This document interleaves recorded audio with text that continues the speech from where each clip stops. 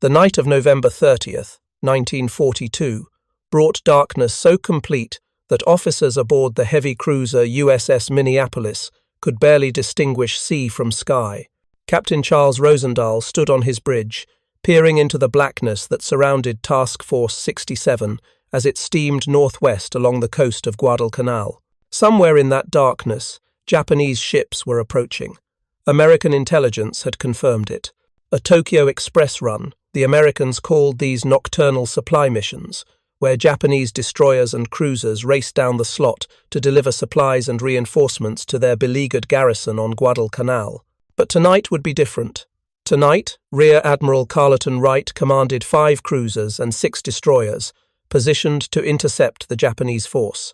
What Wright and his captains could not fully comprehend in those tense moments before contact was how completely the tactical situation had shifted since the war's opening. Months. The Americans possessed a technological advantage so profound that it would transform what should have been an evenly matched night engagement into a devastating demonstration of modern naval warfare's new realities. The Battle of Tassafaronga, as historians would later name this encounter, would expose the fatal consequences of fighting with yesterday's doctrine against tomorrow's technology. The Japanese force approaching Guadalcanal that night consisted of 8 destroyers under the command of Rear Admiral Raizo Tanaka, one of the Imperial Japanese Navy's most skilled destroyer tacticians. His ships carried drums of supplies lashed to their decks, emergency provisions for the starving Japanese soldiers defending Henderson Field against relentless American pressure. If you're enjoying this deep dive into the story, hit the subscribe button and let us know in the comments from where in the world you are watching from today. Tanaka understood the risks of these supply runs. American aircraft dominated the daylight hours, forcing Japanese vessels to operate under cover of darkness. His destroyers had been designed and trained for exactly this kind of nocturnal warfare. Their crews had practiced night fighting techniques for years, perfecting the art of torpedo attacks launched from extreme range using visual targeting methods refined through countless exercises. The long-lance torpedo that armed Tanaka's destroyers represented perhaps the finest naval weapon of its type in the world during 1942. The Type 93 oxygen-powered torpedo could travel over 40,000 yards at high speed, carrying a massive warhead capable of breaking a cruiser's back with a single hit.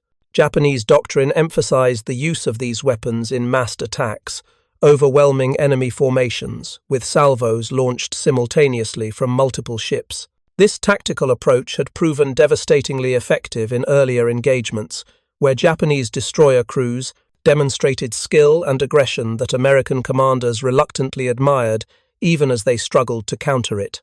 But Tanaka's confidence in his crews and weapons existed alongside a growing unease about American capabilities. Intelligence reports filtering back to Japanese commanders described new electronic systems aboard American warships, devices that somehow detected ships in total darkness at ranges where visual identification remained impossible. These reports seemed almost fantastical to officers trained in traditional naval warfare, where night fighting depended entirely on optical rangefinders, searchlights, and the trained eyes of experienced lookouts. The concept of electronic sensors, capable of piercing darkness, violated everything Japanese naval doctrine assumed about nocturnal combat. Yet the reports persisted, and thoughtful officers like Tanaka recognized that something fundamental had changed in the calculus of naval warfare. The technological revolution that would doom Tanaka's expectations that night had been unfolding in American naval laboratories and shipyards since the late 1930s. By late 1942, American cruisers carried sophisticated surface search radar capable of detecting ships at distances exceeding 15 miles under optimal conditions. The SG radar sets installed on Wright's cruisers could distinguish individual ships within enemy formations, providing bearing and range information with accuracy that optical methods could never match in darkness. These systems translated radar data directly into gunnery solutions, enabling American cruisers to engage targets they literally could not see with human eyes. The radar operators aboard Wright's cruisers sat at their stations as the task force steamed through the darkness, watching green phosphor displays where bright blips would appear when their electronic beams detected metal objects on the ocean's surface. These young men, many trained in schools that had existed for less than a year, operated equipment that would have seemed like science fiction just a decade earlier. Their skills and the technology they commanded would prove decisive in the engagement that was rapidly approaching. At 11:16 on the night of November 30th, radar screens aboard the Minneapolis detected multiple contacts bearing 310 degrees at a range of 23,000 yards. The distinctive pattern of the returns indicated a column of ships steaming directly toward Wright's formation. Lieutenant Commander Robert Brody, the cruiser's radar officer, immediately reported the contacts to Captain Rosendahl, who relayed the information to Admiral Wright. Within seconds, every American ship in the task force received word that enemy vessels had been located. The Japanese force remained completely unaware of American presence. Tanaka's lookouts strained their eyes against the darkness, seeing nothing but the faint phosphorescence of breaking waves. The Japanese destroyers carried no effective radar, relying instead on optical methods that provided no warning of the American cruisers positioned perfectly across their line of advance. This asymmetry of awareness would prove catastrophic. Wright faced a tactical decision that would have been unthinkable in earlier eras of naval warfare. His ships had detected the enemy at ranges where visual identification remained impossible, providing minutes of preparation time before the Japanese even knew combat was imminent. Traditional night fighting doctrine emphasized the importance of achieving surprise through careful maneuvering and coordinated attacks. But Wright now possessed something more valuable than surprise achieved through stealth. He had complete situational awareness while his opponents remained blind. The American admiral ordered his formation to turn, bringing all cruisers onto a course that would maximize their broadside firepower while maintaining optimal radar tracking of the approaching Japanese column. The maneuver executed with precision, each ship turning in sequence while radar operators maintained continuous contact with the enemy force. Japanese doctrine for night surface actions relied heavily on the aggressive use of torpedoes launched at the opening of engagements before enemy gunfire could disrupt the attacking formation. Tanaka's destroyers carried their long-lance weapons ready in their tubes, trained outboard, and prepared for immediate launch upon contact. This tactical approach had proven successful in earlier battles, where Japanese destroyers overwhelmed American formations with massive torpedo spreads that arrived before effective counterfire could develop. But tonight, the temporal sequence that Japanese tactics assumed had been disrupted by technology that Tanaka's operational planning did not account for. The American cruisers tracked their targets with electronic precision, their fire control systems, calculating range, bearing, and target motion, while Japanese lookouts still searched empty darkness for any sign of enemy ships. At 11:21, Admiral Wright gave the order to commence firing. The cruiser Minneapolis opened fire first, her 8-inch guns erupting with thunderous roar that shattered the night's silence. Bright orange flames illuminated the darkness as the cruiser's main battery hurled shells toward targets over 10 miles distant. The Japanese ships, still unaware of American positions, suddenly found themselves under accurate, devastating fire from an enemy they could not see. The first American salvos demonstrated the deadly effectiveness of radar-directed gunnery. Shells bracketed the Japanese column, throwing up massive waterspouts that drenched the destroyer crews with spray. Tanaka, aboard his flagship, the destroyer Naganami, immediately recognized that his force faced a catastrophe. The Americans were firing with accuracy that should have been possible in such darkness, engaging at ranges where visual targeting could not function. His ships needed to evade, to close the distance, to launch their torpedoes before American guns destroyed them. But the technology gap had already determined the engagement's trajectory. The heavy cruiser Northampton, positioned in Wright's formation, added her guns to the barrage. Then the Minneapolis sister ship, New Orleans, opened fire, followed quickly by the cruisers Pensacola and Honolulu. Within seconds, 5 American cruisers were pouring shells toward the Japanese column, their fire controlled by radar systems that maintained perfect tracking despite darkness, smoke, and the chaos of battle. The Japanese destroyers attempted to execute their planned torpedo attack, but American gunfire disrupted their formation before they could launch coordinated spreads. Commander Tamechi Hara, captain of the destroyer Shigure, later described the terrifying experience of being under fire from enemies he could not locate. His post-war memoir, Japanese Destroyer Captain, preserved in Naval Historical Archives, recounts how shells arrived from unexpected directions, their impact creating walls of water that obscured vision and prevented effective counterfire. The Shigure's crew worked frantically to bring their torpedo tubes to bear, but identifying targets in the chaos proved nearly impossible.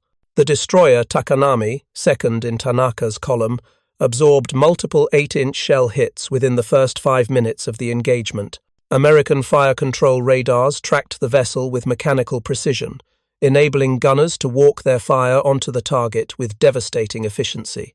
The Takanami's forward magazine detonated in a tremendous explosion that sent flames hundreds of feet into the air, illuminating the entire battle area in hellish red light. The destroyer rolled onto her side and sank within minutes, taking most of her crew with her. The Takanami's destruction demonstrated the lethality of radar-directed gunfire against opponents lacking equivalent technology. Japanese destroyer captains had trained extensively for night combat, developing skills in visual target identification and range estimation that represented the culmination of years of practice. But these skills became irrelevant when American cruisers engaged from ranges and in conditions where Japanese optical methods simply could not function. The technology gap had created a situation where Japanese expertise counted for nothing against electronic systems they could not effectively counter. Admiral Tanaka ordered his remaining destroyers to launch torpedoes immediately, abandoning the careful coordination that Japanese doctrine emphasized in favor of desperate attempts to strike back at the American formation. The long lance weapons splashed into the water and began their long runs toward the American cruisers, their oxygen-powered engines leaving no telltale bubbles, and that might warn of their approach. These torpedoes represented Japan's most potent weapon in night surface actions, and Tanaka's crews launched them with the skill born of extensive training. But the tactical situation had deteriorated so completely that even the long lance could not redeem Japanese fortunes. Several Japanese destroyers, attempting to close range for torpedo attacks, ran directly into the concentration of American fire. The destroyer, Makinami, third in Tanaka's column, suffered multiple hits that started uncontrollable fires and disabled her engines. Dead in the water and burning furiously, the Makinami became an aiming point for every American gun that could bear. Shell after shell hammered into the crippled destroyer until she rolled over and sank, her survivors clinging to debris in the oil-slicked water. The one-sided nature of the engagement shocked Japanese commanders, who had grown accustomed to success in night surface actions. The Imperial Japanese Navy had invested heavily in night fighting capabilities, recognizing that darkness could neutralize American advantages in aircraft carriers and daytime air power. Japanese destroyer crews represented an elite within the Navy, trained to standards that few other forces could match. Yet tonight, all that training and expertise proved insufficient against an enemy who could see in the dark through electronic eyes. The American cruiser formation maintained perfect station throughout the engagement, their movements coordinated through radio communications and mutual radar tracking. This level of tactical cohesion would have been extraordinarily difficult to achieve in darkness using traditional methods, where maintaining formation required visual contact between ships or careful dead reckoning. Radar eliminated these difficulties, enabling American vessels to maneuver aggressively while maintaining awareness of friendly positions and enemy locations. 23 minutes after the first shots were fired, 4 Japanese destroyers had been sunk or fatally damaged.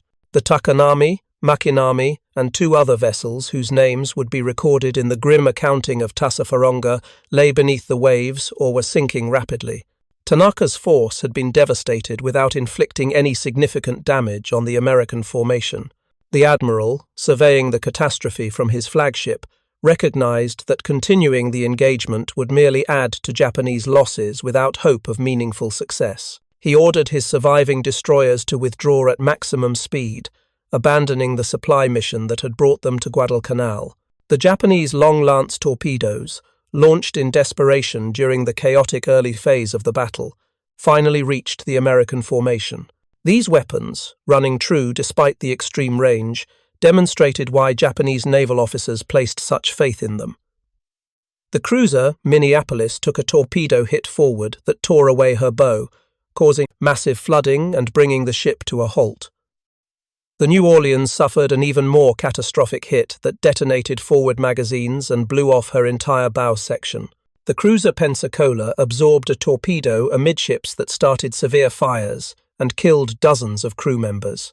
These torpedo hits, arriving after the main engagement had already concluded, inflicted serious damage on the American formation and demonstrated that Japanese weapons remained potent when they could be brought to bear. But the timing of the torpedo success revealed the fundamental problem facing Japanese naval forces in late 1942. The long-lance torpedoes had been launched under devastating fire, with Japanese crews unable to achieve the careful targeting that doctrine required for optimal results.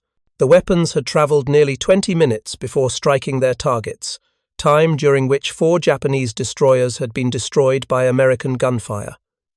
The technological advantage that radar conferred enabled American forces to engage effectively long before Japanese weapons could influence the battle's outcome. Captain Rosendahl, on the damaged Minneapolis, initiated emergency damage control procedures that would ultimately save his ship despite the torpedo damage. The heavy flooding forward caused the cruiser to settle by the bow, but watertight integrity held in critical compartments. The New Orleans, despite losing her entire bow, remained afloat through the superhuman efforts of her damage control parties. These vessels survived primarily because American damage control doctrine and equipment had evolved to handle precisely the kind of catastrophic flooding that Japanese torpedoes inflicted. Japanese cruisers and destroyers, designed with less emphasis on survivability, often succumbed to damage that American vessels absorbed and survived. This disparity in damage control capabilities reflected different design philosophies and different assumptions about naval warfare. American designers, recognizing that ships would be hit in combat, incorporated extensive subdivision, redundant systems, and sophisticated damage control equipment into their vessels. Japanese designers, emphasizing offensive power and speed, accepted greater vulnerability as the price for achieving superior torpedo capabilities and longer range. The Battle of Tassafaronga ended with American forces holding the field but counting the cost of their tactical success. 4 American cruisers had been damaged, one so severely that she would require months of repair before returning to service. The destroyer escorts that screened the cruiser formation had suffered no losses, their smaller size and maneuverability helping them avoid the Japanese torpedoes that had devastated the larger vessels. But measured against the Japanese losses, the American damage represented an acceptable price for a strategic victory. Tanaka's supply mission had been completely thwarted. The Japanese garrison on Guadalcanal would receive no provisions from this Tokyo Express run. 4 Japanese destroyers and their trained crews had been destroyed in an engagement that lasted barely 30 minutes. The survivors straggled back to their bases, carrying with them the sobering knowledge that American forces now possessed capabilities that fundamentally challenged Japanese tactical assumptions about night combat. Admiral Raizo Tanaka, in his post-war writings preserved in Japanese naval archives, reflected bitterly on the Tassafaronga engagement. He recognized that his destroyers had faced an enemy with technological advantages that Japanese forces could not quickly counter. The radar systems that enabled American cruisers to detect and engage targets in total darkness represented capabilities that Japanese industry was only beginning to develop in late 1942. By the time improved Japanese radar sets reached operational status, American technology had advanced further. Still, maintaining and expanding the advantage that proved so decisive at Tassafaronga. The waters off Guadalcanal grew quiet in the hours after midnight as the surviving vessels from both sides withdrew from the battle area. Dawn would reveal debris fields marking where Japanese destroyers had gone down, along with the oil slicks and floating wreckage that testified to the violence of the engagement. American damage control parties worked throughout the night, fighting fires aboard the Pensacola, and struggling to save the Minneapolis and New Orleans from the catastrophic flooding that threatened to sink both cruisers before they could reach safe harbor. The technological superiority that had enabled American forces to devastate Tanaka's destroyer column could not prevent Japanese torpedoes from inflicting serious damage when they finally arrived. This paradox would occupy American naval planners for months after Tassafaronga, as they sought to understand how a battle won so decisively in its opening phase had still resulted in 4 cruisers damaged and hundreds of American casualties. The answer lay in the nature of naval warfare itself, where even inferior forces could inflict significant losses if their weapons reached their targets. Commander Tamechi Hara, whose destroyer Shigure survived the battle, provided detailed accounts of the Japanese perspective in his post-war memoir. According to Hara's recollections, documented in translations held by the United States Naval Institute, the experience of being under radar-directed fire proved psychologically devastating for Japanese crews who had trained extensively for night combat. The shells arrived from darkness with no warning, no muzzle flashes visible to help Japanese gunners locate their tormentors. The Americans seemed to possess supernatural ability to track and engage targets in conditions where Japanese optical equipment remained useless. This psychological impact extended beyond the immediate tactical situation. Japanese destroyer crews had entered the war with justified confidence in their night-fighting capabilities, believing their training and weapons gave them advantages over American forces. The battles around Guadalcanal during late 1942 systematically destroyed this confidence, replacing it with the grim understanding that American technological superiority had fundamentally altered the tactical balance. Each engagement reinforced the lesson that radar gave American forces decisive advantages in night combat, advantages that Japanese skill and determination could not overcome. The strategic consequences of Tassafaronga rippled outward through both American and Japanese command structures. For the Americans, the battle demonstrated that radar-directed gunnery could achieve devastating results against surface targets, even in conditions of total darkness. This validation of the technology encouraged accelerated deployment of improved radar systems throughout the fleet. Fire control radars that had been experimental in early 1942 became standard equipment by mid-1943, with successive generations incorporating lessons learned from combat operations. Admiral Chester Nimitz, Commander-in-Chief of the Pacific Fleet, ordered comprehensive analysis of the Tassafaronga engagement to identify lessons that could improve future performance. According to official after-action reports preserved in naval historical archives, American analysts recognized that while radar had enabled the devastating initial attack, the subsequent torpedo damage indicated that Japanese weapons remained extremely dangerous.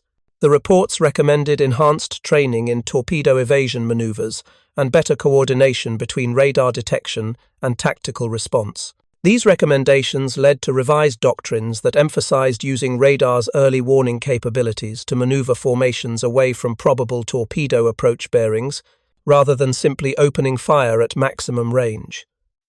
The Japanese analysis of Tassafaronga proved even more sobering for commanders already struggling with accumulating evidence of American industrial and technological superiority.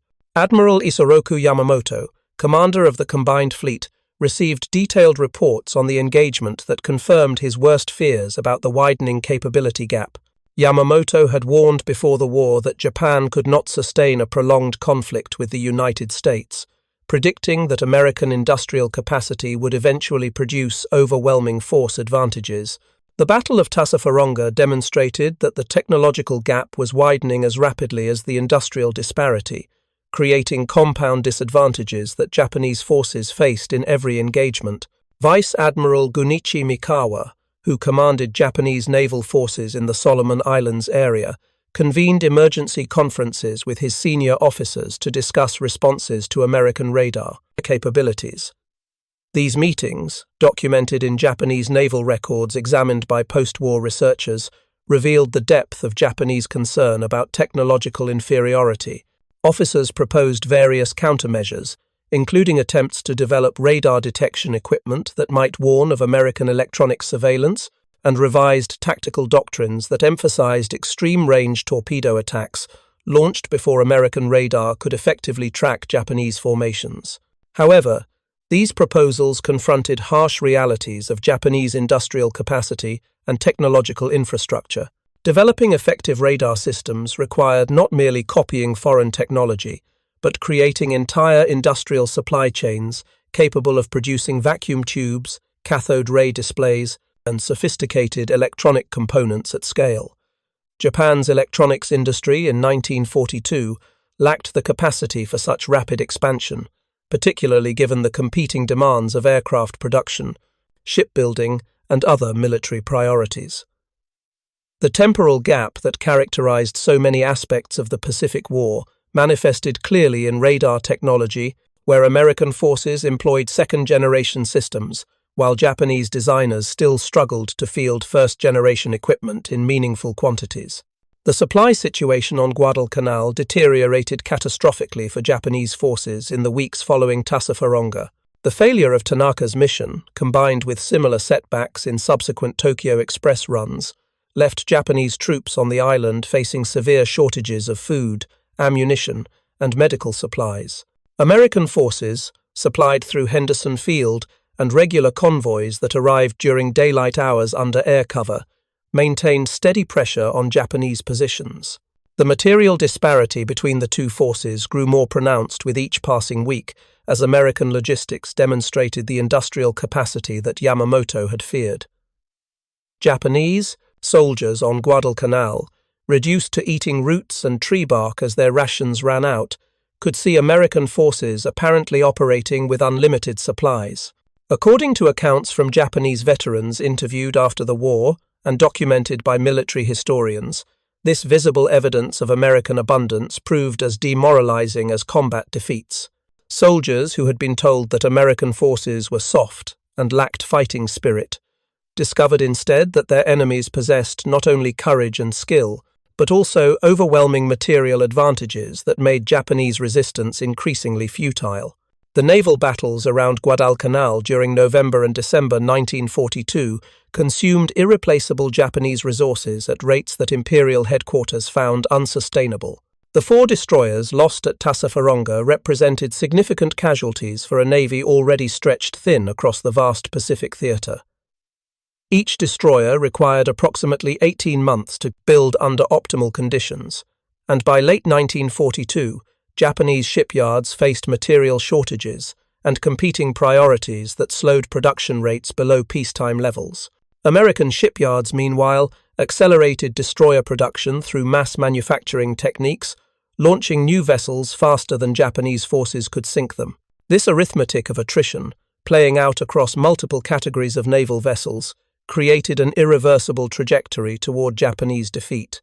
The technological dimension of this disparity extended beyond radar to encompass every aspect of naval operations. American submarines, equipped with sophisticated radar and improved torpedoes after resolving early war technical problems, began systematically destroying Japanese merchant shipping during 1943. Japanese submarines, hampered by flawed doctrine and inferior equipment, achieved only a fraction of American success rates, despite often superior individual vessel characteristics. The industrial infrastructure that supported American naval forces enabled rapid incorporation of combat lessons into equipment, improvements, and tactical refinements, while Japanese forces often fought with equipment whose deficiencies could not be quickly remedied. Admiral William Halsey, who assumed command of South Pacific forces shortly before Tassafaronga, recognized that the technological advantages demonstrated in night surface actions needed to be exploited systematically rather than relied upon as guaranteed victory conditions. According to Halsey's post-war memoir and contemporary operational orders preserved in naval archives, he emphasized aggressive training in radar operations and fire control procedures, ensuring that American advantages in technology translated into tactical superiority through skilled employment. This institutional focus on maximizing technological advantages through training and doctrine development gave American forces compound benefits, where superior equipment operated by well-trained crews produced results exceeding what either factor alone could achieve. The contrast with Japanese institutional responses proved striking. While American forces rapidly disseminated lessons learned from engagements like Tassafaronga throughout the fleet, Japanese command structures often failed to communicate tactical intelligence effectively between different operational areas. Destroyer captains in the Central Pacific sometimes remained unaware of lessons their counterparts in the Solomons had learned through bitter experience, resulting in repeated tactical mistakes that American forces exploited.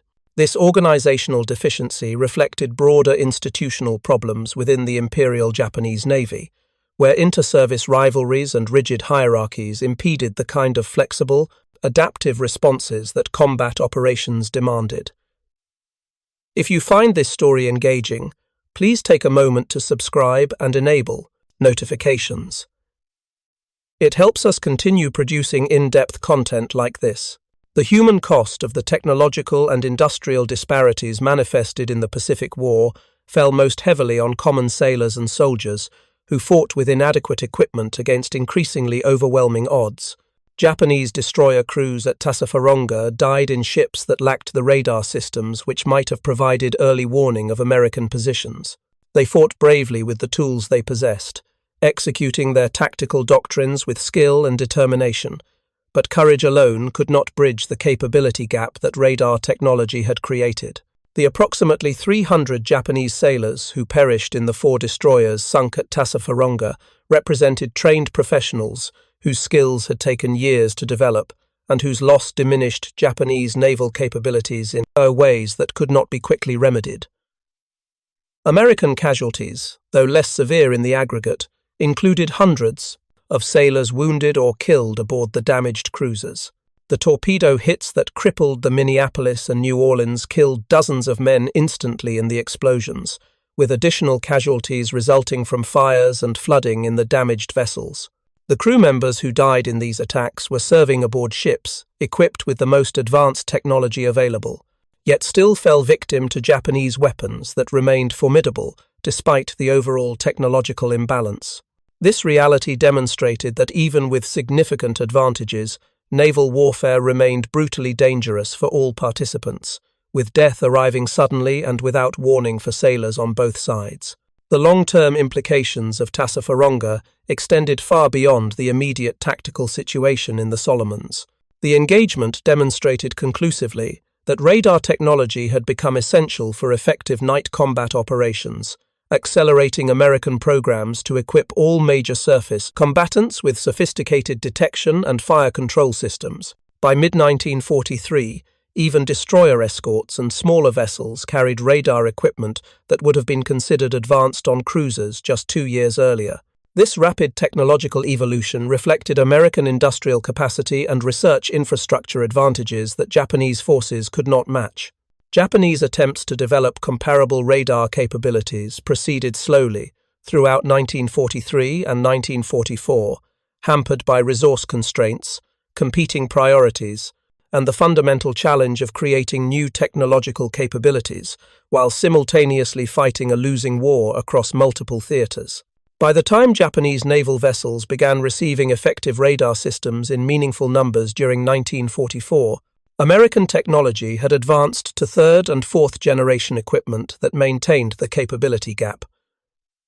The technological race initiated before war and dramatically revealed at battles like Tassafaronga never closed, instead widening progressively as American industrial and scientific advantages compounded over time. The Battle of Tassafaronga occupies a peculiar position in popular understanding of the Pacific War. Unlike more famous engagements, such as Midway or Leyte Gulf, Tassafaronga receives limited attention in general histories, despite its significance in demonstrating the technological transformation of naval warfare.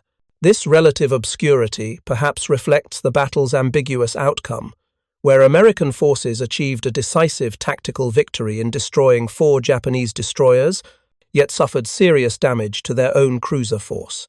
The complexity of the engagement, with its interplay of technological advantage and traditional naval combat factors, resists the kind of simplified narrative that makes battles memorable to general audiences.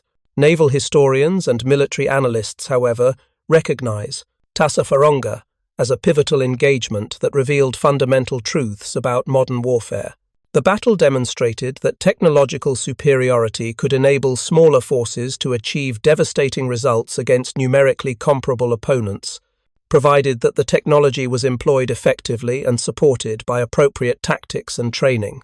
This lesson influenced military planning and doctrine development throughout the Cold War era and into the modern period, where information, superiority, and technological advantage are recognized as critical force multipliers. The specific tactical lessons of Tassafaronga informed American destroyer and cruiser doctrine throughout the remainder of World War II.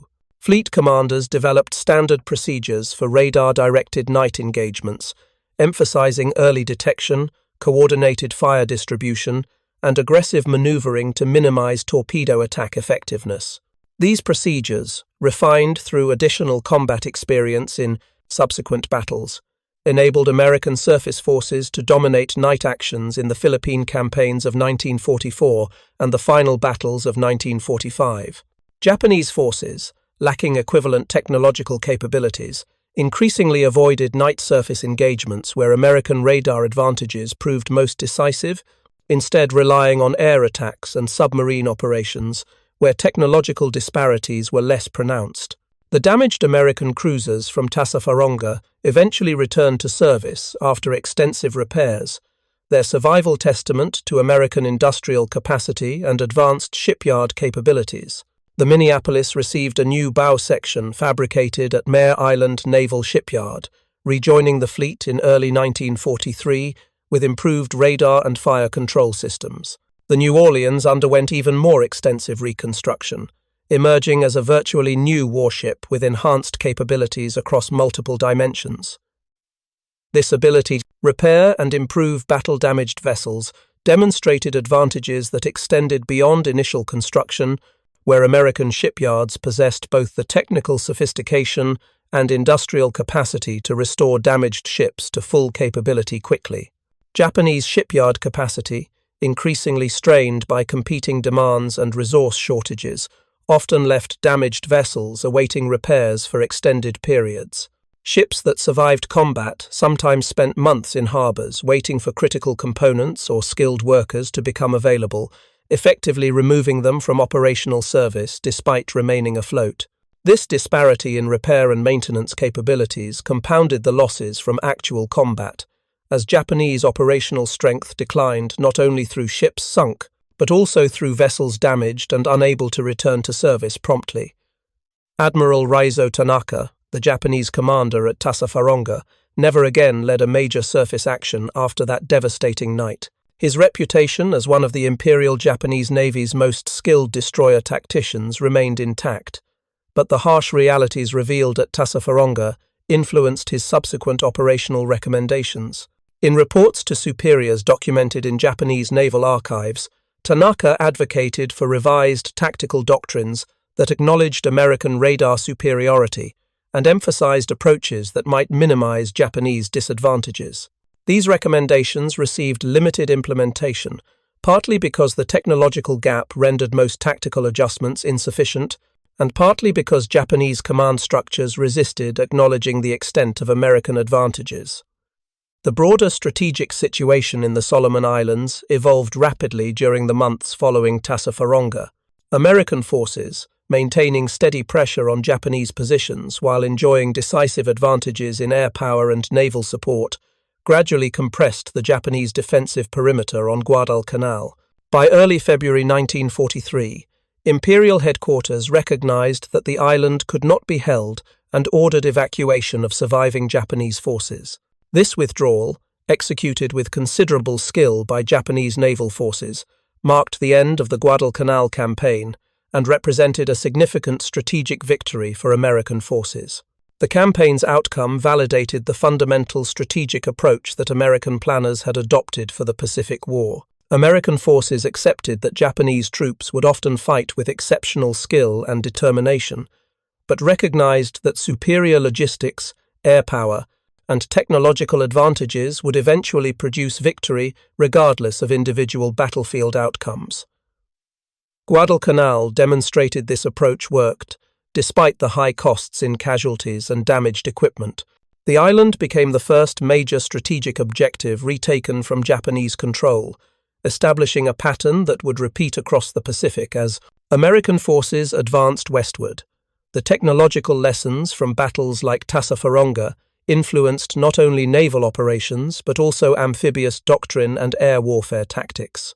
American commanders recognized that information superiority, achieved through radar and other electronic sensors, provided decisive advantages across all forms of combat. This recognition drove massive investments in radar technology development, with research programs producing increasingly sophisticated systems throughout the war. By 1945, American forces employed radar for applications ranging from aircraft navigation to artillery fire control, creating comprehensive electronic awareness that Japanese forces could not match. The human dimension of these technological disparities deserves recognition alongside the strategic and tactical analyses.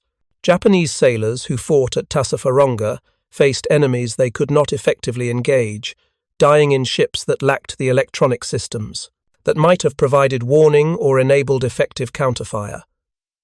Their courage and skill counted for little against technological advantages they could not overcome through individual action. American sailors, though benefiting from superior equipment, still faced deadly weapons and determined opponents who inflicted serious casualties despite overall technological inferiority.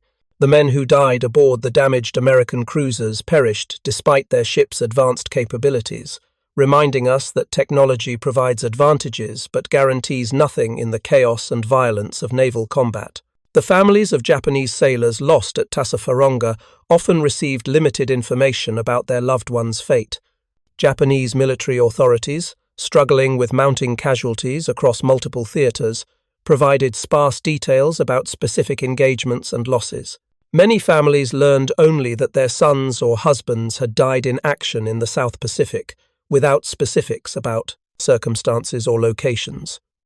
This lack of information compounded the grief of loss, leaving families uncertain about what their loved ones had experienced in their final moments. Only decades after the war, as historians from both nations collaborated to piece together detailed accounts of specific battles, did complete pictures emerge of what happened at engagements like Tassafaronga. American families, though receiving more detailed casualty notifications through official channels, experienced their own anguish over losses suffered in distant waters. The sailors who died aboard the Minneapolis, New Orleans, and Pensacola from torpedo damage left behind parents, wives, and children who mourned their passing while struggling to understand the strategic significance of battles fought thousands of miles from home. The abstract concepts of technological advantage and tactical superiority meant little to families confronting the concrete reality of empty chairs at dinner tables and futures, forever altered by wartime losses. The Battle of Tassafaronga stands as a significant but often overlooked engagement that revealed fundamental truths about the Pacific War's nature. The battle demonstrated how technological advantages could enable decisive tactical results, while simultaneously showing that technological superiority did not guarantee immunity from losses.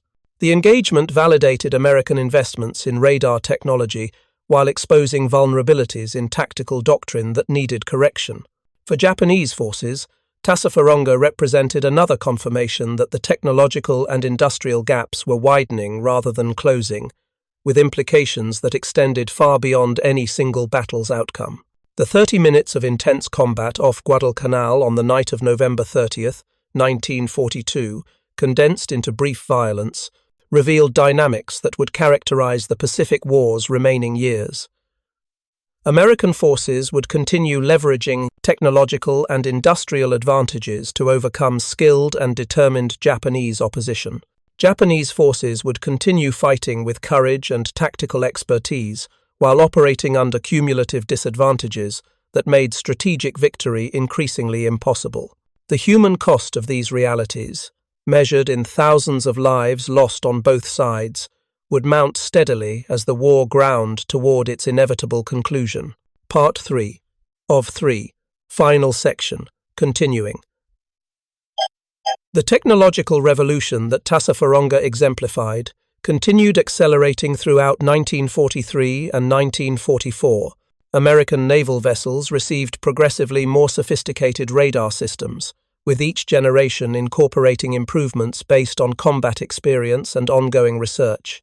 The Combat Information Center, a specialized compartment where radar data, radio communications, and tactical information converged, became standard on major American warships.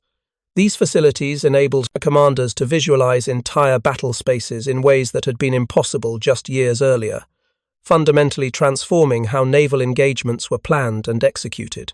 Japanese efforts to develop comparable capabilities proceeded against overwhelming obstacles. The electronics industry infrastructure required to produce advanced radar components at scale simply did not exist in Japan during the war years, and attempts to create it competed with more immediate military production priorities. Japanese engineers possessed the theoretical knowledge to design effective radar systems, but translating designs into production equipment required industrial capabilities that Japan lacked. This pattern repeated across multiple technological domains, where Japanese scientists and engineers understood what was needed but could not implement solutions quickly enough to affect combat outcomes. The strategic implications of the technological gap extended beyond immediate tactical advantages in battles like Tassafaronga. American submarine forces, equipped with sophisticated radar and eventually reliable torpedoes, systematically destroyed Japanese merchant shipping throughout 1943 and 1944. This commerce raiding campaign, prosecuted with effectiveness that Japanese anti-submarine forces could not counter, strangled Japan's economy by cutting off access to raw materials from conquered territories. Oil, rubber, metals, and food products that Japan desperately needed remained in Southeast Asian ports or rested on the ocean floor in sunken freighters, victims of American submarines operating with technological advantages that Japanese escorts could not overcome. The cumulative effect of these technological disparities manifested clearly in the Great Carrier Battles of 1944, where American naval aviation overwhelmed Japanese forces through advantages in aircraft performance, radar-directed fighter control, and pilot training. Sustainability. The Great Marianas Turkey Shoot of June 19, 1944, saw American carrier fighters destroy over 300 Japanese aircraft while losing fewer than 30 of their own. This lopsided outcome reflected not only superior aircraft and radar systems, but also the compounding effects of industrial and technological advantages that had widened steadily since the war's opening months. Japanese naval aviation, which had dominated the war's early phases with skilled pilots flying capable aircraft, deteriorated catastrophically as veteran pilots fell in combat and replacement training programs proved inadequate. American pilot training facilities, expanded massively during 1941 and 1942, produced thousands of adequately trained aviators monthly by 1944. Japanese training programs, hampered by fuel shortages and accelerated schedules, graduated pilots with far less flight experience than their American counterparts. The combination of superior American aircraft, better radar systems, and more thoroughly trained pilots created capability gaps that Japanese courage and determination could not bridge. The surface actions around Leyte Gulf in October 1944 demonstrated how completely the technological and industrial balance had shifted since early war months.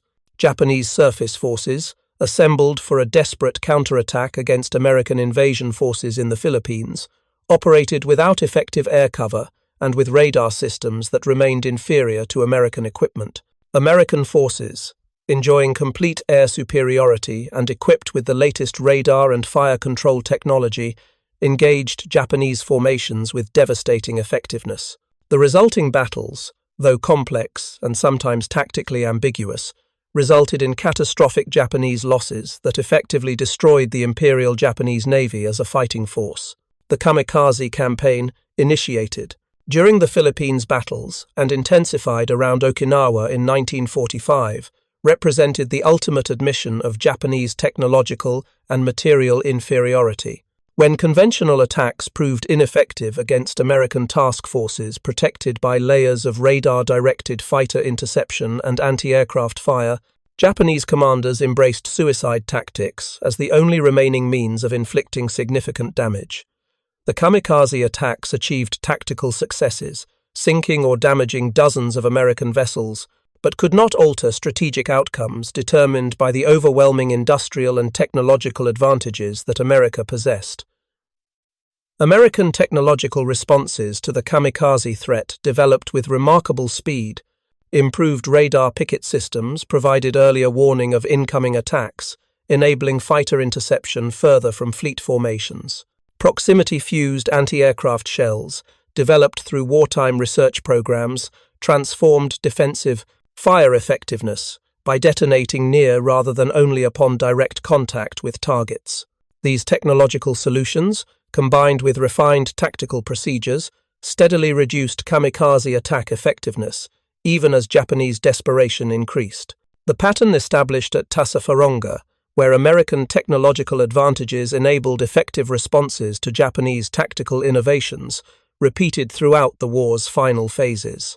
The atomic bombings of Hiroshima and Nagasaki in August 1945 represented the ultimate expression of American technological and industrial superiority, though the Manhattan Project developed along entirely separate lines from the radar and naval technologies that influenced battles like Tassafaronga. The atomic bombs demonstrated conclusively what naval engagements had already proven. Japan had entered conflict against an adversary whose technological and industrial capabilities exceeded Japanese capacity to counter. The war ended with Japan's cities in ruins, its navy destroyed, and its economy devastated by blockade and bombing. Admiral Raizo Tanaka survived the war, and in his later years reflected extensively on the Guadalcanal campaign and battles like Tassafaronga. His writings, preserved in Japanese naval historical archives, reveal a thoughtful officer who recognized that Japan's defeat resulted from fundamental disparities in industrial capacity and technological sophistication, rather than failures of courage or tactical skill. Tanaka acknowledged that American radar superiority at Tassafaronga exemplified advantages that Japanese forces faced across every dimension of naval warfare.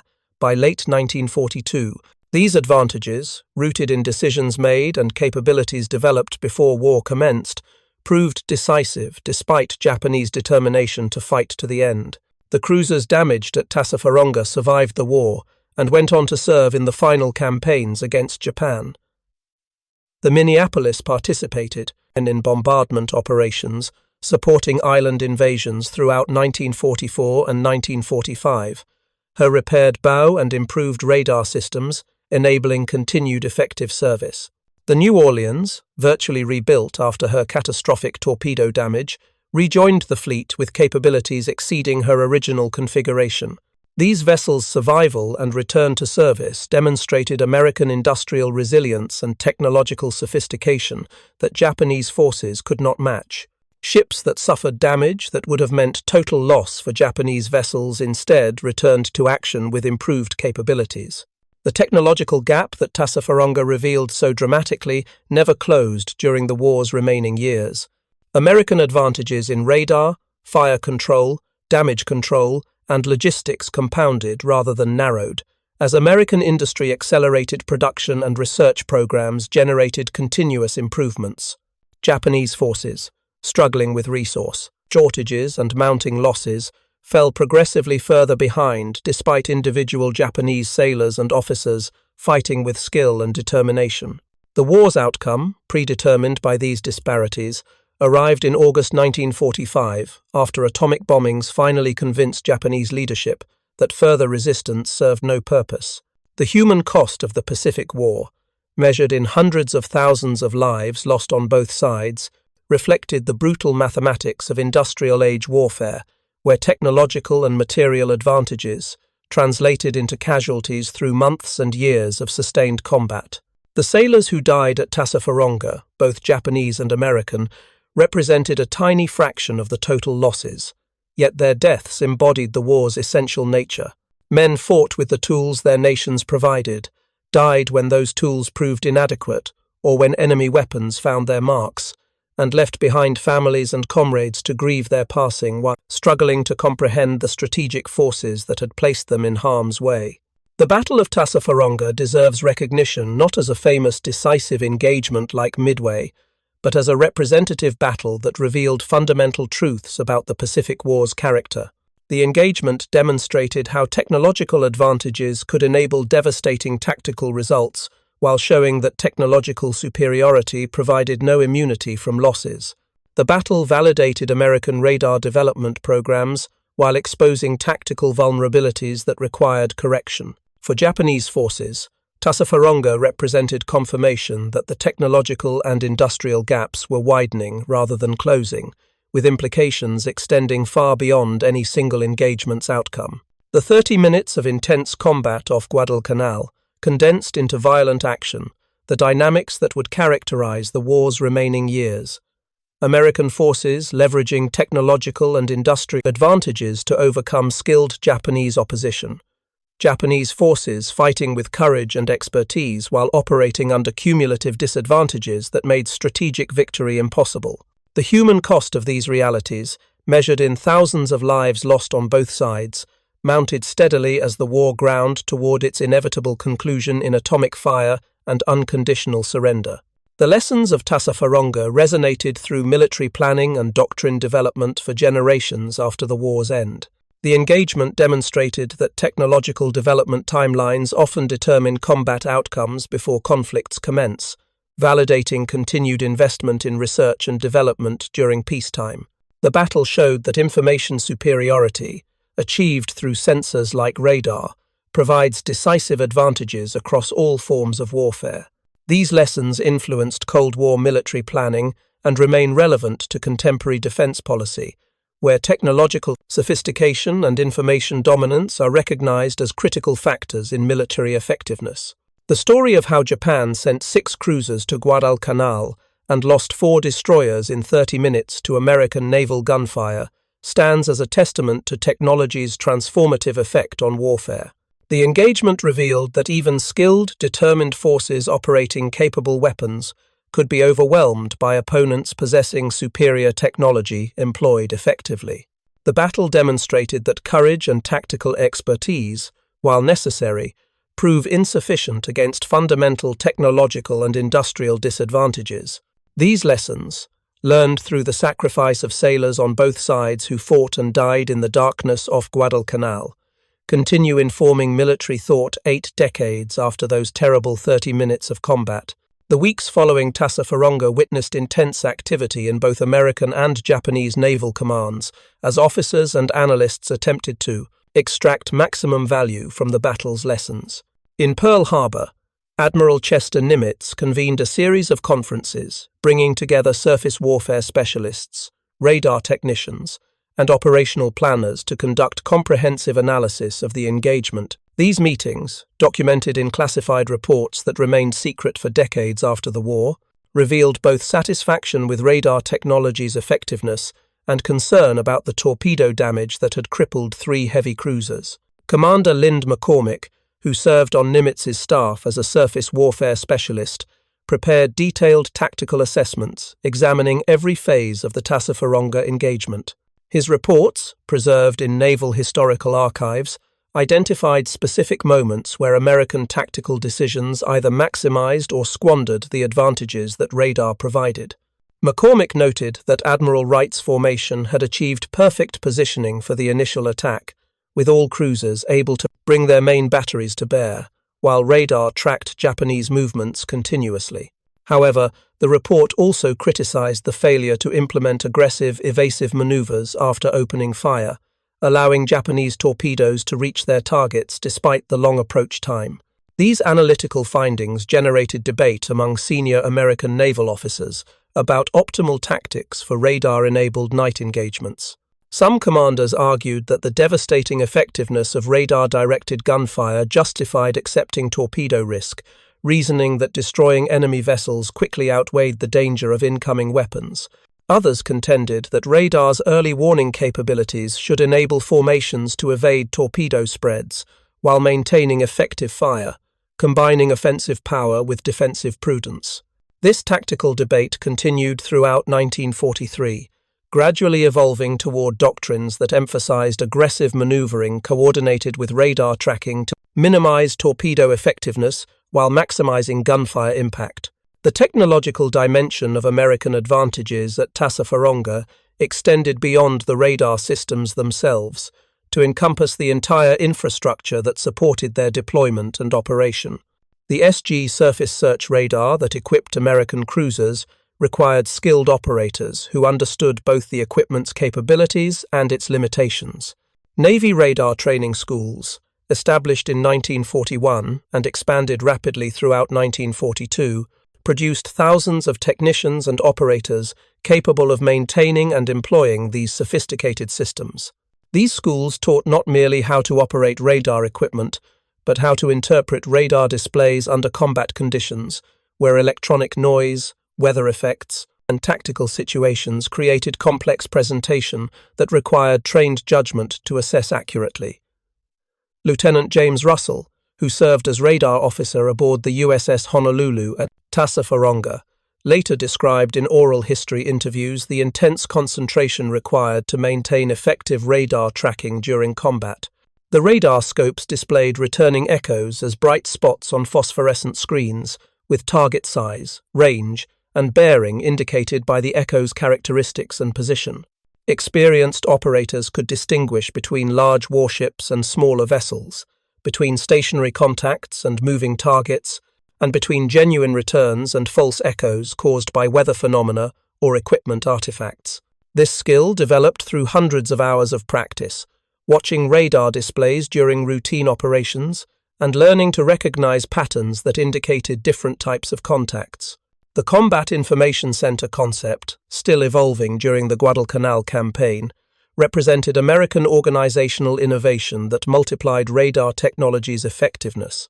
These specialized compartments brought together radar operators, radio, communicators, plotting teams, and tactical coordinators in a single location where information from multiple sources could be integrated and analyzed.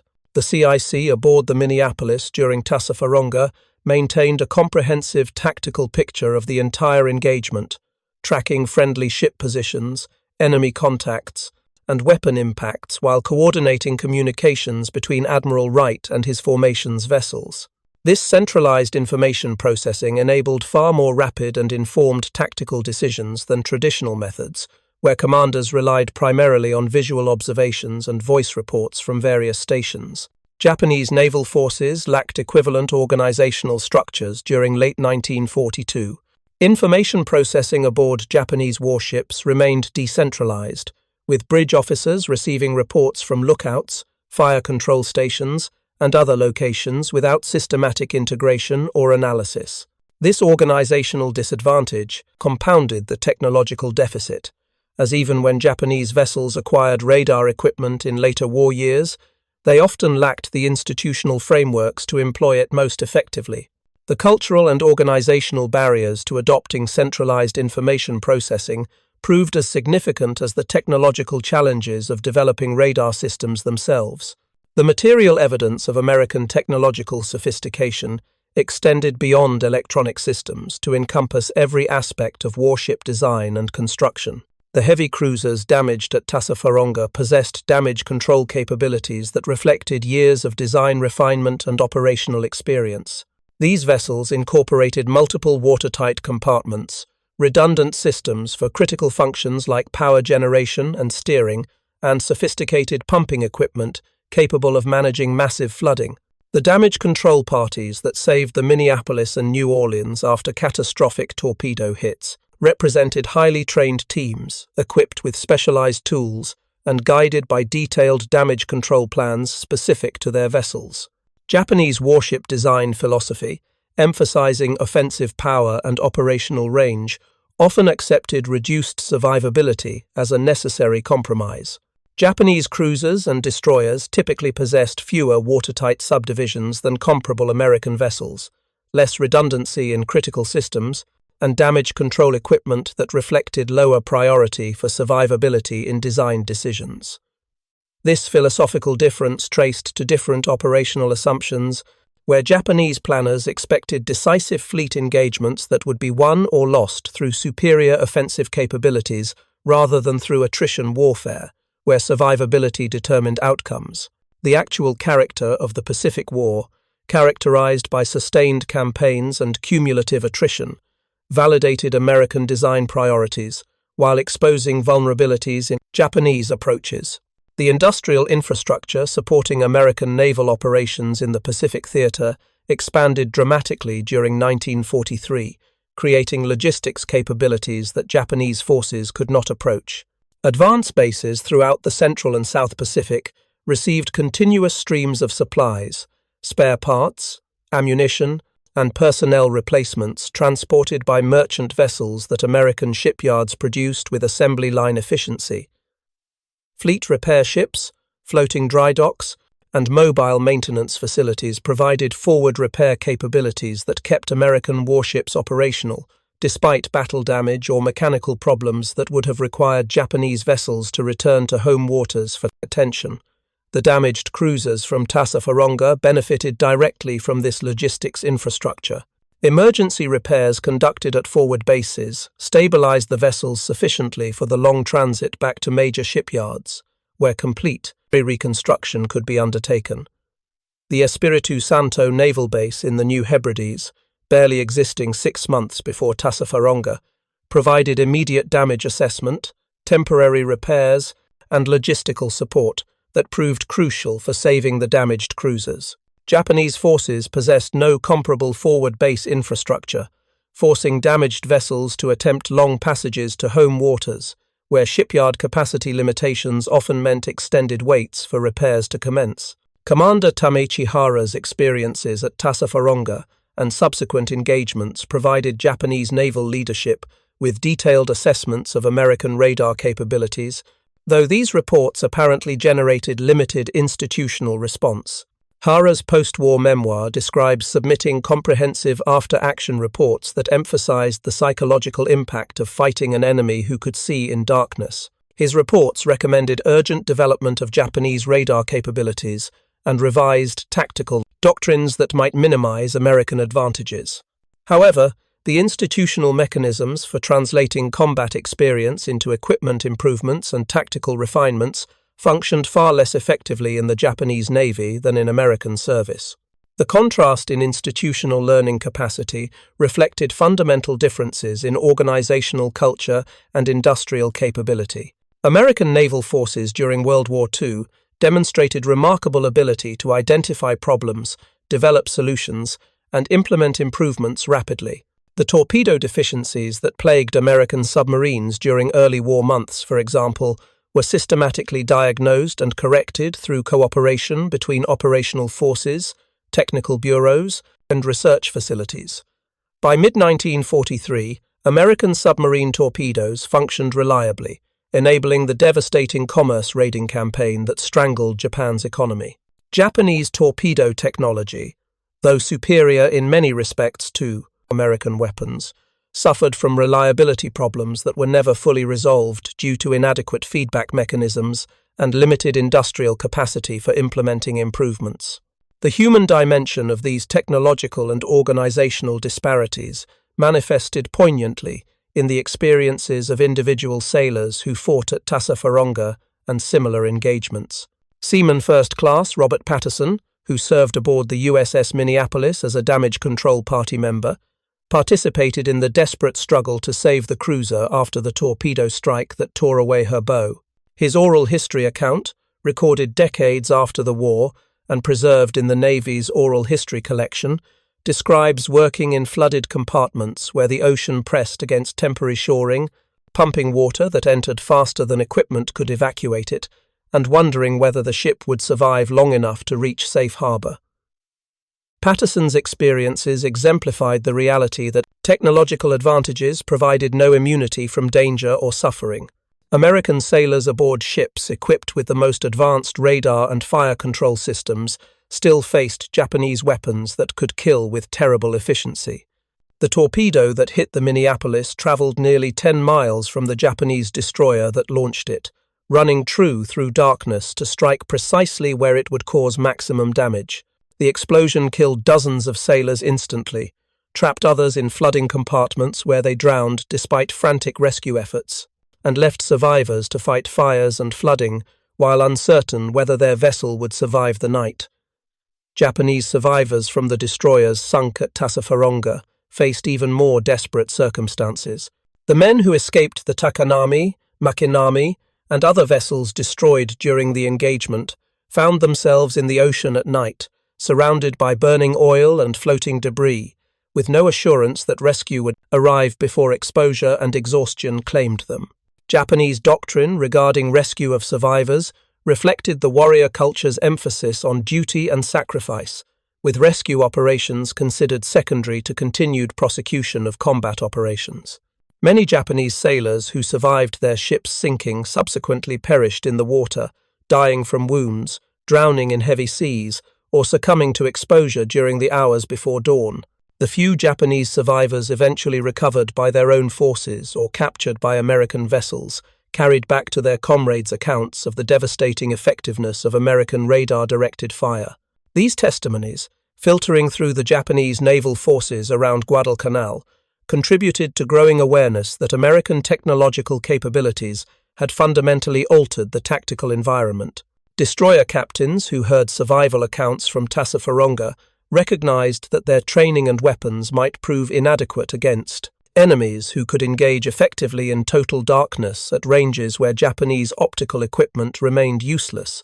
The psychological impact of this realization extended beyond immediate tactical concerns to touch deeper questions about the war's fundamental trajectory.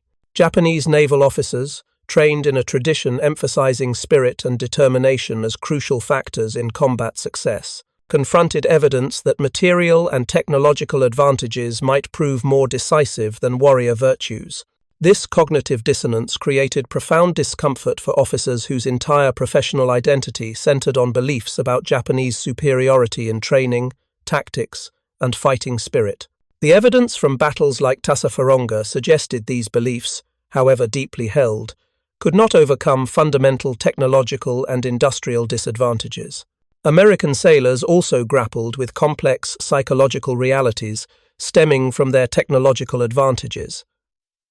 Radar operators, who tracked Japanese ships to destruction, guiding gunfire that killed hundreds of enemy sailors, sometimes experienced troubling reflections about the nature of combat, where enemies died without ever seeing their attackers. The impersonal character of radar-directed combat, where targets appeared as anonymous blips on electronic displays rather than visible ships manned by human beings, created psychological distance that some sailors found disturbing, even as they recognized its tactical utility. These concerns rarely surfaced in official reports or contemporary accounts, emerging instead in private letters, post-war memoirs, and oral histories, where veterans felt free to express ambivalent feelings about combat experiences. The strategic situation around Guadalcanal continued evolving through December 1942 and January 1943, with American forces gradually establishing complete dominance despite fierce Japanese resistance. The failure of supply runs like the Mission Tanaka, attempted at Tassafaronga, condemned Japanese ground forces to deteriorating conditions that became unsustainable by early February. Imperial Headquarters, recognizing that Guadalcanal could not be held given American air and naval superiority, ordered evacuation of surviving Japanese forces in a series of nocturnal operations that demonstrated Japanese skill in executing complex naval maneuvers under difficult circumstances. The evacuation of Guadalcanal, though tactically successful in removing several thousand Japanese troops from the island, represented a significant strategic defeat with implications extending throughout the Pacific theater. Japanese forces had invested enormous resources in attempting to hold Guadalcanal, losing thousands of soldiers to combat and disease, dozens of aircraft, and numerous warships, including the destroyers sunk at Tassafaronga.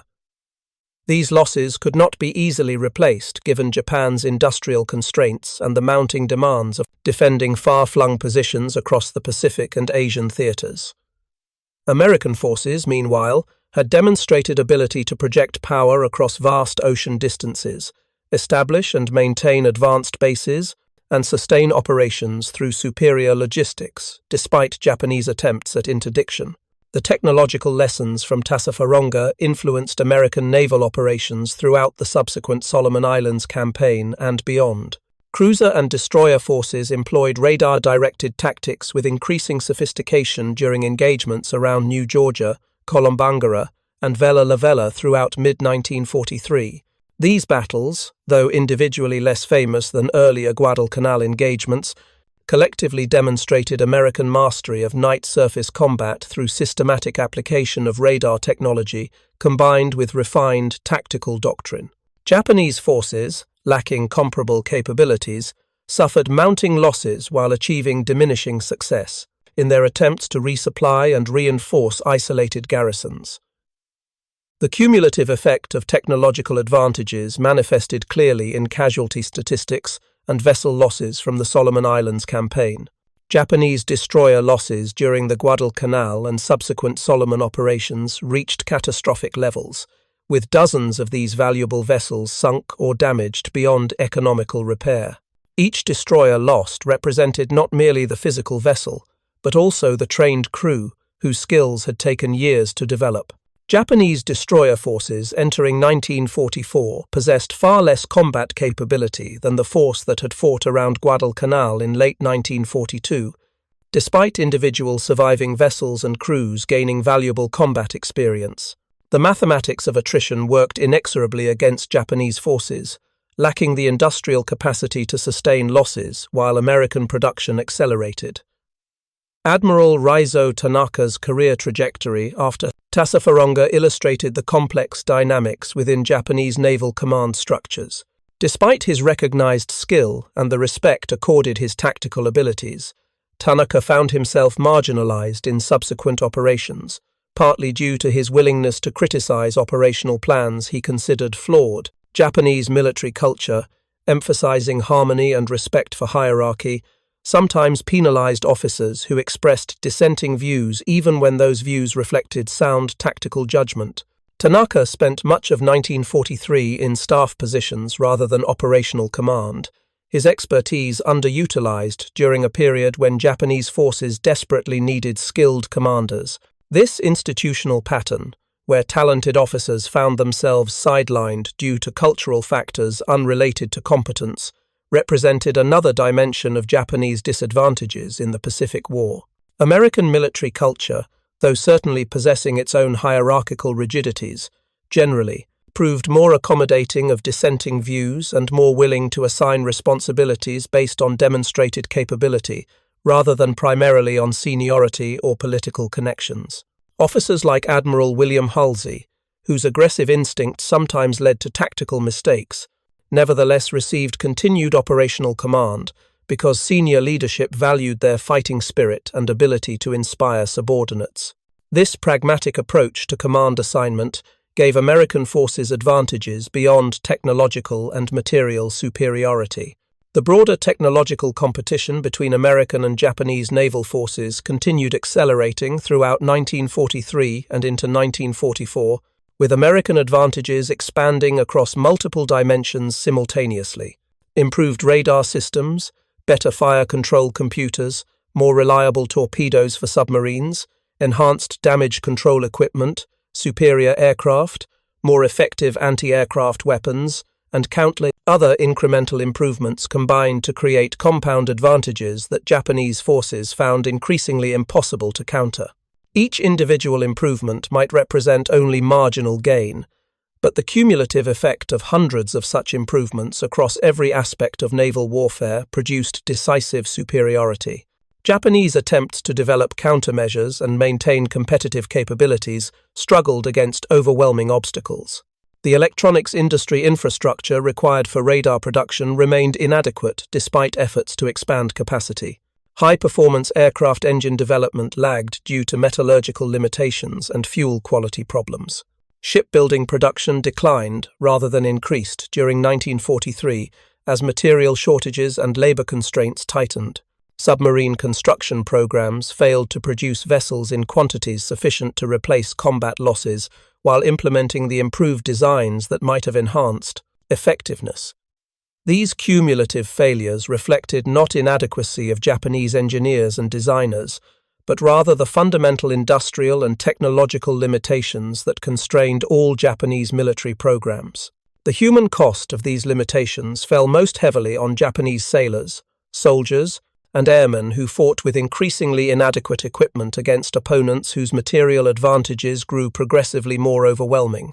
The destroyer crews who fought at Tassafaronga represented the Imperial Japanese Navy at perhaps its final moment of approximate parity with American forces in night surface combat capability. Within months, that parity had evaporated as American technological and tactical advantages expanded while Japanese capabilities stagnated or declined.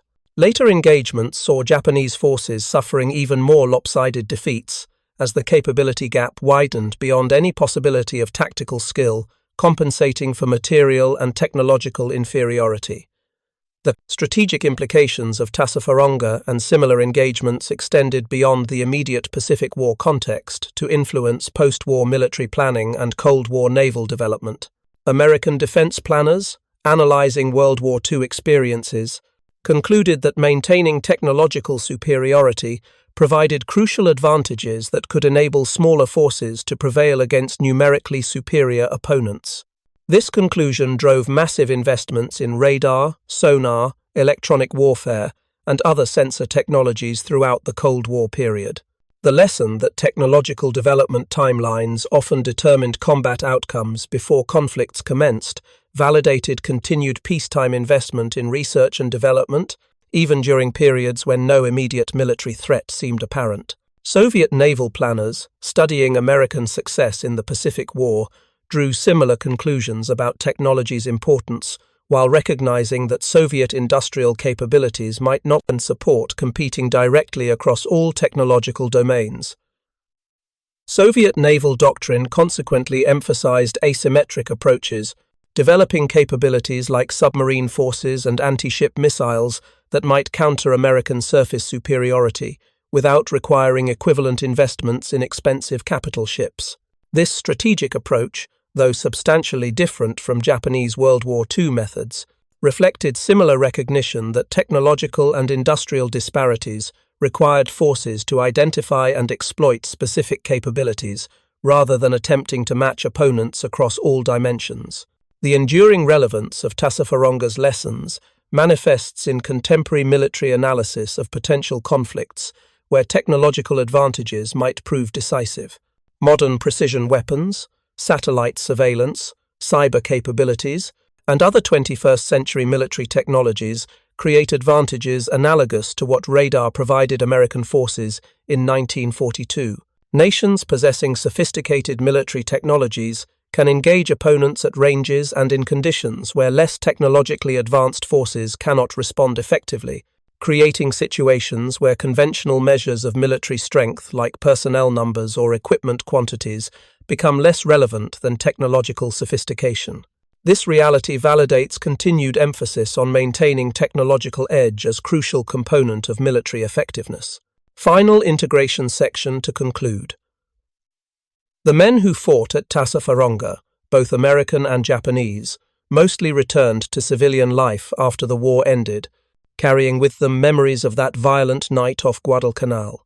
American veterans generally found reintegration into civilian society challenging but manageable, with government programs like the GI Bill providing educational opportunities and economic support that eased the transition. Japanese veterans faced far more difficult circumstances, returning to a homeland devastated by bombing and blockade, struggling with trauma and loss while attempting to rebuild lives in a society wrestling with defeat's consequences. Robert Patterson, the Minneapolis damage control sailor whose efforts helped save his ship after the torpedo strike, returned to his home in Ohio after the war, working as a machinist and raising a family. He rarely spoke about his wartime experiences, finding that civilian life offered little context for understanding the terror and chaos of combat. Only in his later years did Patterson begin participating in veteran reunions and oral history projects, sharing accounts that helped historians piece together detailed pictures of events like Tassafaronga. His testimony, along with accounts from hundreds of other veterans, provided the human dimension that official reports and tactical analyses necessarily omitted. Commander Tameichi Hara survived the war despite participating in dozens of combat operations, including multiple engagements where his destroyer sustained damage that killed crew members around him. His post-war memoir, Japanese Destroyer Captain, provided Western audiences with rare insight into Japanese naval perspectives on the Pacific War. Hara's accounts, notable for their honesty about Japanese mistakes and American capabilities, helped dispel simplistic narratives that attributed Japanese defeats solely to material inferiority, while ignoring tactical and strategic failures.